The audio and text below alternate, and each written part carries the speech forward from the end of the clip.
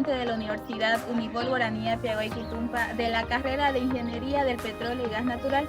En esta oportunidad te invito a que vengas y formes parte de esta prestigiosa carrera, en la cual contamos con los siguientes módulos: soldadura, planta de agua, seguridad, medio ambiente y salud SMS.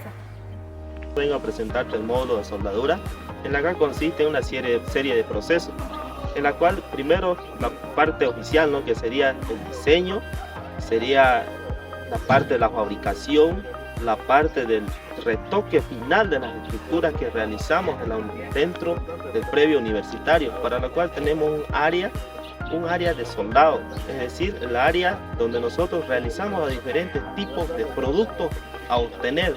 Todos estos productos, como se puede observar, son fabricados por los estudiantes de la carrera.